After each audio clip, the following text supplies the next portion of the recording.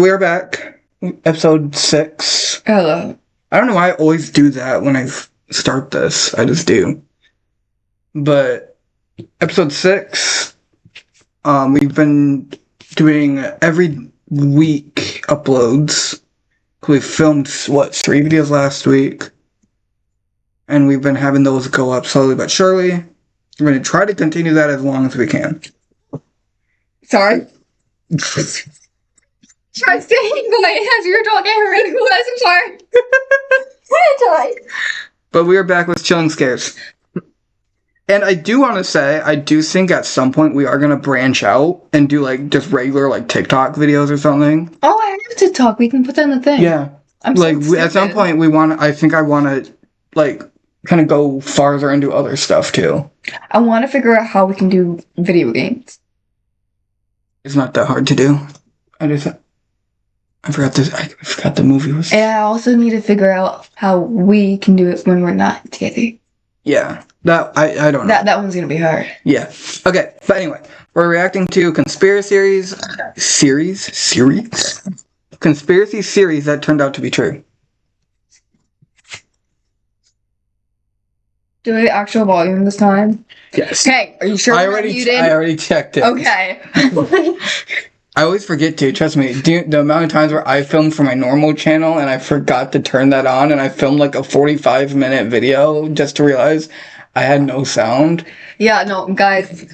The last video, when we got started for at least 10 minutes, we were muted. And the only reason why we noticed is because I had to go take a ass. And he needed to pause it. And he's like, oh, we've been muted this entire time. And I called him a dumb bee. She did. But let's just get started. This was a year ago now, I think. 1 year, 2 years? Yeah, 1 year ago. I need my support animal. Actually, it'll be 2 years in a couple months. I need my mental support animal. You don't have one. What is this? No, that's mine! And I used it last time. Actually, you used just a regular pillow last time. But Actually, no, I was holding Missing Japanese citizens. Why are captions on? One night in June 1978, a 22-year-old single mother of 2 kids named Yaiko Taguchi was working her usual shift in Tokyo, Japan's cabaret Hollywood. After finishing her shift right at around midnight, Yaiko left the cabaret through the front door and was never seen again. At first, nobody thought that anything... Oh my god, I'm sorry, but straight up, if I could travel somewhere, I would want to travel to Japan. I think Japan looks so fun. I don't know if I'm ever gonna say this right. I'd never say it right. Go to Tokyo? Yeah, there. Yeah, I would say I want to go to Japan. One of the most popular places you can go there. Yeah. I think it just, it looks cool. That, and you'll find more people that actually understand what you're saying things. Be like, oh, no. I'm sorry, I don't know how Japan talk. serious had happened to Yaiko. Bear with me. In fact, several years later, her manager was questioned, and he claims that everyone thought she had quit when she failed to show up. At around that time, there had been rumors going around that several North Korean spies were working undercover in Japan looking to abduct innocent citizens and hold them as hostages back in North Korea. However, this was seen by the Japanese government as nothing more than a conspiracy theory that couldn't possibly be true. Sadly, the missing case of Yaiko went cold, and it wasn't until almost a decade later that a clue to her whereabouts emerged following a disturbing chain of events. In November 1987, as South Korea was preparing to host the Olympics in the capital city of Seoul, a Korean Airlines plane blew up in mid-air as it was flying over the Andaman Sea, taking the lives of 115 innocent people. During the investigation, it was revealed that 2 North Korean agents acting under direct orders from the North Korean government had planted a bomb in an overhead storage compartment before getting off at the first layover in Abu Dhabi. As the authorities were closing in on the 2 suspects, one of them took his life with a cyanide-laced cigarette, but the South Korean government was able to arrest the other agent responsible for the attack. During her interrogation, it was revealed that she had been training for that mission for 6 years. And that for 3 of them, she had been paired with Yaiko Taguchi, who had taught her how to speak and act like a Japanese woman so she could fly under the radar. As it was later revealed, Yaiko wasn't the only woman who had been kidnapped by the North Korean government. As of today, 17 Japanese citizens have been officially confirmed by the Japanese government as having been abducted by North Korea from 1977 to 1983. Disturbingly, a lot of them were shamelessly kidnapped in the middle of the day and thrown on a boat to North Korea. You might think that the victims were involved in something shady that put them on the North Korean government's radar, but the investigations actually suggest that most of them were average citizens who just happened to be at the wrong place at the wrong time. One woman was captured while she was walking to a knitting class, and 2 others were kidnapped on a vacation to Europe. Another one, a 13-year-old girl, was taken as she was walking back home from school. Some of these victims were kidnapped for identity theft purposes, while others, like Yaiko, were forcefully brought to North Korea to teach the Japanese language and culture to North Korean spies. After the kidnappings were confirmed beyond the shadow of a doubt, the North Korean government had no choice but to come forward and apologize, but they claimed that only 5 of the 17 kidnapping victims were still alive. Over the next few years, the North Korean government would send what they would claim to be the cremated remains of some of the deceased victims back to Japan. However, as DNA testing would quickly reveal, pretty much all of the remains were fake, leading the Japanese government to believe that many more of the kidnapping victims were still alive. To this day, the North Korean government has stuck to its story, claiming that there are only 13 kidnapping victims and that the ones who are still alive were sent back safely to Japan. Shockingly, while the Japanese government has officially confirmed 17 kidnappings, the list of potential victims suggests that the true number could be as high as 800. Sadly, given the current political situation, it's unlikely we'll ever see the full extent of these abductions, or see the North Korean government held truly accountable for its horrific crimes. Didn't North Korea now just start letting people in again? Also, that's a really big jump. From like 17 to all the way up to 800? I'm sorry, but that's like 100% gotta be fake. If you can go from 17 to 800. Wow, people, you female dogs have lost a track of your own race? Are you serious? You Ching Chong dogs disappear, you don't care? I don't know if you can say that. I'm definitely not being racist, I'm confused. I didn't mean it in a rude way, I'm confused. Wait, they're not Ching Chongs. So it doesn't matter, I was a racist, they're not even that race.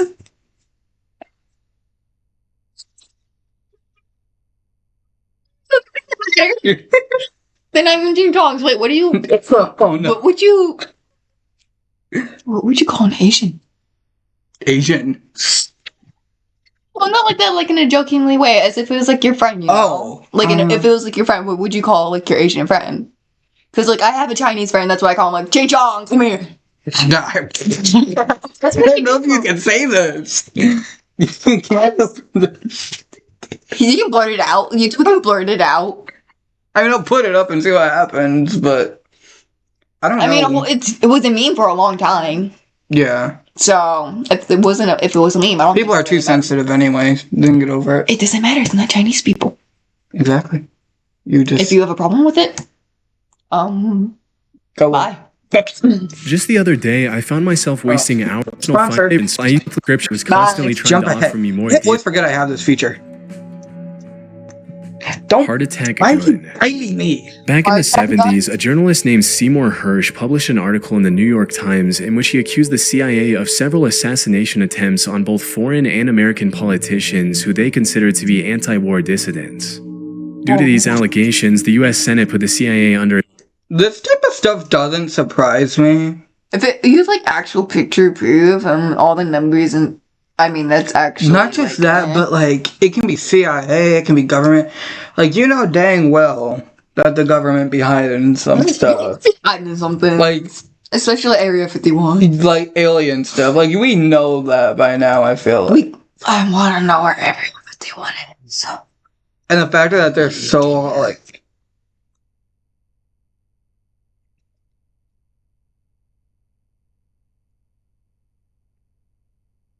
investigation for alleged covert action abuses, which resulted in the release of 14 reports on major abuses committed by the CIA, FBI, and NSA. The majority of the reports included accusations of crimes such as opening and resealing US citizens' private mail for several years and illegally surveilling Black Power activists. Although these claims are obviously pretty serious, they paled in comparison to one particular accusation, or conspiracy theory, which alleged that the CIA had developed a pistol that could fire a poison dart over 300 feet, take a person's life, and leave absolutely no trace as to the cause of death. As it was later revealed, this theory turned out to be true, and the development of the poison dart gun was just one part of the program called MK Naomi, through which the CIA had what can you buy one of those? I want. What are you gonna do? Shoot Tristan? Yeah. That's fair. To people who don't know, that is a joke, by the way. I'm not actually that crazy. Second off, Tristan was a bully. Tristan was a big bully to me and basically everybody that knew one of my friends. He was a complete. How do I say this? Please make it so I don't have to censor it. That's what I'm thinking. What word? Yeah. Pathetic. He was 18 and acted like a 3-year-old. Gay-hole. I'm trying to say it without J-hole. A-hole. That's what I was laughing at. I was like, where did J-hole come from? And now I just realized what I said. My bad, y'all. You're trying to mix jaywalking with a-hole? There's another name. If you know what that were, y'all got me. To develop You're in my weapons for mind. biological warfare. In 1975, William Colby, the CIA director at the time, had to testify in front of the committee that was investigating the agency. During questioning, he claimed that the CIA had developed a host of biological weapons as part of a plan to eliminate German leaders during World War II, but that their research had continued until well after the war. He also mentioned that the poison dart gun was almost completely silent on account of the battery that was housed inside the handle, and that it had been specifically designed for the target to feel nothing more than a mosquito bite when the dart struck. Interestingly, the agency had used a specific shellfish toxin to make it impossible for anyone to know what the cause of death was, leading forensic pathologists to believe that the victim had suffered an inexplicable heart attack. It wouldn't help pathologists that the dart was designed to melt inside the body so that it only left a small red mark where it entered the victim. When asked if the heart attack gun, as it was nicknamed, was ever used on anyone, the director alleged that it had only been used for experiments and that there were no records of actual use. As part of the investigation, the CIA had to hand over the gun to the committee, and there are some pretty wild pictures of the committee members analyzing the gun as William Colby answers their questions. Wait, that actually looks like something I've Normally, seen you'd expect to see something on, like the a heart movie. attack gun in a spy movie, Oh, it does. and it's pretty wild to think that if they hadn't put it under investigation, they would have probably gotten away with using it for who knows what purposes. It's also pretty crazy to think that if that's the kind of stuff they were developing back in the 70s, imagine the kind of technology they have their hands on now. Disturbingly, the hearing was the only time the heart attack gun was ever shown publicly, and to this day, it remains unclear what happened to it after the investigation. Probably got locked away. Well, Rogue the times waves. you gotta think of the world now. Sailors often get around. Probably got locked away after a few other presidents. I can't remember the black name. Don't judge me. That's what I call him, is the black man president, because I can't remember his name. But he's bald. Obama? I think that's his name. I think, yeah, it's Obama. You know what? Bear with me, people. I didn't Was even... it? Wait, who was the? I know there was another one. Martin Luther King. No, he was... No. I just said he's bald and he's still alive. He's still alive. Yeah. I don't know when it was, but I know we had a black Bro's president. probably older than Joe Biden. I would say no, he's like 70-something. Joe Biden's like 80. Joe Biden's like 90. He is? I think so. I thought he's in this little girl. What? I probably shouldn't say that. Wait, hold up. I'm actually gonna look it up. I think he's like 90 now. I don't even know how old they are. He's 83? Bitch, I told you. I told you. He was around 80. And how old is Trump? Like, Isn't Trump like 60? he's 80. They're a 4-year difference. Brother. Wait, that's actually kind of crazy. Okay, but I'd rather have the smelly hair guy than bleh. What? Bro's literally dying from inside of his legs. Do you not know that? Trump is literally dying. His legs have been swollen for the last 2 months. I don't know where you got that from, but okay. I don't really pay attention to the news The either. Facebook, I don't have the pictures Facebook. of him, you literally look at it and his feet are swollen. I don't have Facebook. Continue. Reputation for making up stuff they claim to have seen during their time out at sea, and because there's no one there to refute their claims, they sometimes get away with some pretty tall tales. For centuries, sailors all around the world had talked about seeing monster waves on the open sea that would allegedly reach over 100 feet in height. In 1826, a French That's cool. captain claimed that he had seen a 108-foot tall wave in the Indian Ocean. Even though he had 3 sailors with him who backed up his claims, when he came back to the mainland, he was publicly ridiculed by the scientific community, as it was widely believed that it was impossible for a wave to be higher than 30 feet tall. For a long while after that, dozens of people continued to claim sightings of these monstrous waves in the middle of the ocean, but with no real evidence other than eyewitness testimonies, the existence of these waves fell into the urban legend or conspiracy theory Let's be category. honest, real quick. In the 80s, There is no wind pressure, no storm, no rain. How is there movement in the water if there wasn't huge sea animals at the bottom of it? How much is the ocean is explored? 1%? And we say the megalodon's extinct. Have you seen the sharks we still have? Yeah. Do you think that is gone? No. I don't think it is. I'm just crazy because people are actually like generally Okay. dead set that they're gone. Okay. I'm not afraid of sharks, but I am at the same time. Because no, it will only Yeah. like go at you if you make yourself known as a threat and shit. I mean shizzles. But like, did you not know that the person who made Jaws regretted making that movie because now everyone's trying to kill sharks? Christ, man. I would say yeah, he cried I think and regretted it. I think the Meg probably did just as bad. I would say yeah, no, they both regretted it. Because like, They're okay. Sharks don't actually attack people. I mean they do, but not often. No, okay, not often, not usually. I mean, okay, if you randomly get in their area and they don't see you approaching, yeah, that's when they will attack because they don't see you coming. Yeah. That's mostly when they do. Otherwise than that, you leave them alone, and most of the time they'll leave you alone because you're just as big as them. They're not gonna think much of it. Unless you're a child, then you're screwed. and early 90s, the Dropper platform was set up in the North Sea off the coast of Norway to extract natural gas. As part of the protocol that was carried out to see if the platform was stable enough to withstand the rough seas, a wave height recorder was installed on the platform. On New Year's Day in 1995, the sensor recorded an 84-foot tall wave, which served as the first real piece of evidence for the existence of rogue waves.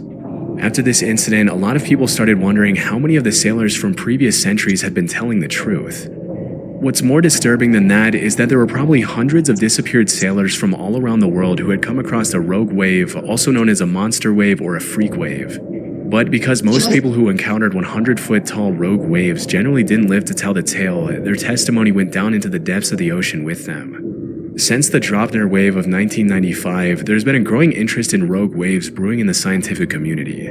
A few years ago, a professor at the Australian National University had estimated that at any given moment there are 10 rogue waves active in the world's oceans. As of today, a rogue wave is usually defined as a wave that is twice as large as the largest waves that come up in a particular area. And while the root cause of rogue waves continues to be investigated, it's generally accepted that these monster waves appear when 2 wave crests join together at the exact right time, resulting in a massive wave that can sink even the largest ships and oil rigs. Interestingly, it's also been discovered that rogue waves can take place in large lakes. In 1975, a freighter named the SS Edmund Fitzgerald sank in Lake Superior under some pretty mysterious circumstances, with a lot of people in the scientific community coming up with all kinds of hypotheses to explain the incident. It wasn't until several years later that the scientists started theorizing that the vessel could have fallen prey to a set of 3 consecutive killer rogue waves. A phenomenon referred to as the Three Sisters, in which the first wave destabilizes the ship, the second wave hits the ship's deck before it can stabilize again, and the third wave overloads the ship with more water than it can take on. If this were true, it could also provide an explanation for the mysterious sinking of other large ships in oceans around the world over the past few centuries, but this might be a bit more difficult to prove. And you know how many dead bodies are just floating in those Poisonous things? alcohol. In January 1920, the 18th Amendment to the U.S. Constitution was successfully ratified, triggering a 13-year period known as Prohibition, during which the production, sale, and transportation of alcohol was made illegal. During this period, the government enforced some pretty strict measures to prevent bootlegging of alcohol, which made the alcohol black market flourish like crazy. It was pretty much a playground for the mafia, in which the government would raid one bar and another one would crop up in just a few days' time. While all of this was happening, there were some pretty messed up rumors floating around that the US government was taking extreme measures to make sure people weren't consuming alcohol. These included allegations that the government was intentionally poisoning alcohol to make people who consumed it sick. For a while, this remained something of a conspiracy theory, but things took a turn pretty quickly on New Year's Day 1927 when 41 people died from alcohol poisoning at New York's Bellevue Hospital. Disturbingly, the autopsies revealed that a lot of the victims had been drinking industrial methanol, otherwise known as wood alcohol, which can be fatal even at low doses.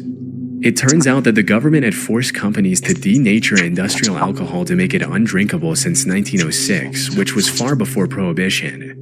But when the crackdown on alcohol started, the government ordered these companies to add quinine, methyl alcohol, and other toxic chemicals to discourage people from drinking it. Their reasoning was that if black market dealers knew their alcohol had been poisoned, they wouldn't dare distribute it knowing how dangerous it would be for their customers to consume. I guess they forgot to factor in that the demand for alcohol at the time was absolutely insane, and that black market dealers didn't care who lived or died from consuming their product. It wasn't until December 1933, 6 years after the Bellevue incident, that the federal government finally toned down their abstinence from alcohol policies. But by then, thousands of Americans had already been poisoned with contaminated alcohol. Gorillas. Nowadays, there's really nothing too shocking about seeing a gorilla in a zoo or on TV, but there was once a time when gorillas were considered to be in the same category as the chupacabra, the Jersey Devil, Bigfoot, and the Loch Ness Monster. I was able to find that up until a couple of centuries ago, gorillas were considered cryptids, which are animals that are believed by some to exist somewhere in the wild, but whose existence has never been proven. With most of these creatures, alleged sightings often turn out to be hoaxes, but obviously in the case of gorillas, what were once just rumors turned out to be true. Western explorers wouldn't come across the gorilla until around the 1500s, when an English explorer named Andrew Battelle was captured by the Portuguese off the coast of West Africa. While he was held captive on the mainland, Battelle described these disturbing, giant, ape-like creatures that would occasionally prowl around his campfire, but because he had never seen a similar creature before, he described them more as monsters than as animals. Battelle's description sent the rest of the world into what we can only call a gorilla frenzy, with all kinds of rumors being spread about these allegedly bloodthirsty, dangerous creatures living in exotic parts of the world. Over the next couple hundred years, the buzz around gorillas grew as explorers in Africa sent back illustrations of gorillas to Europe, which were often given to royalty and emperors as rare gifts. If you were to ask any European back then what a gorilla was, they would have described it in a similar way to how we describe Bigfoot or the chupacabra nowadays. They were thought of more as mythical monsters than regular animals. It wasn't until over 200 years or so later that an American naturalist named Thomas S. Savage found a gorilla skull in 1847 during an expedition to Africa, which was the first piece of real proof for the existence of these animals. Naturally, this triggered a bunch of new expeditions to the area, and between 1855 and 1859, French explorer Paul Duchaillu confirmed the existence of gorillas and even brought some back dead. Just as Andrew Battelle before him, Paul Duchaillu also described gorillas as these savage, bloodthirsty creatures which stuck in the public mind for a long time. Around 15 years later, some German explorers brought back a baby gorilla from Africa to Liverpool, even putting up some towels on the ship so he could swing around and entertain himself on the long journey back. As you can probably imagine, as soon as the ship arrived back in Liverpool, people started flocking around the hotel where the gorilla was allegedly being kept to catch a glimpse of the once mythical creature. To the public's dismay, Pongo the gorilla wasn't the massive, violent monster they had thought, but rather a cute little 2-year-old gorilla who loved to play with dogs. A few years later in 1902, a German explorer named Robert von Beringe killed 2 mountain gorillas, which were huge in comparison to the baby gorilla that the previous German explorers had brought back. And that was really the first time the public was able to understand what a full-sized adult gorilla looked like. It's pretty crazy to think that at some point these animals that we now see as normal were once seen as legendary monsters. Interestingly, if you really look at the research, there are a ton of other animals that we now take for granted that were once brushed off as hoaxes, including kangaroos, platypuses, giant squids, and Komodo dragons. With so many of these myths turning out to be true, it really makes you wonder how many animals are out there that we have no idea one of those so exist. bad. It looks like it'll be so squishy. If you tried to hug one of those things, you are not living in a house with me. What? Then no. Guys, don't you guys think it would be so squishy? I mean, I feel like it would be so comfortable. Just be like, oh, you're so cute. Mine is so close. I might stick it in my scalp. But you know, I might just get it as a baby. I so can't I feel can my do foot. that. You know what I can feel? You don't have one. So. Don't touch me, y'all. Watch me. Actually, don't watch me. That's PDA. I don't need that. Thank you guys so much for watching. This was an interesting one. Not what I expected. I was expecting Oh, different from this. expect the gorillas to be the last one. It is crazy to think about, though. But that's gonna do it. This video is being pre-filmed way ahead of time, so we're filming this like 2 weeks before you guys are even gonna see it. It is the 22nd. It's not the 22nd. No, it's the 20th. I'm still a Monday. Leave me alone.